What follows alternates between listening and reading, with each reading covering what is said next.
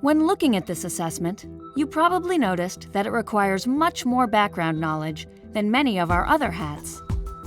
Students not only need to know about the Philippine-American War, but they have to understand social Darwinism, identify the explosion of the Maine, and forge connections among these ideas and events. The difficulty of this assessment is intentional. Students have to possess a lot of historical knowledge, but it is the kind of challenging task we want college-ready students to be able to do by the end of high school. Other assessments on this site, such as our Thanksgiving task, focus on more discrete skills, like sourcing, and require less factual knowledge. This, too, is intentional. To think historically, factual knowledge is indispensable.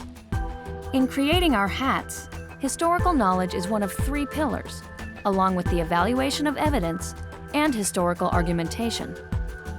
But our approach towards factual knowledge differs from what you find on a multiple-choice test, in which the focus is on the recall of discrete names and dates.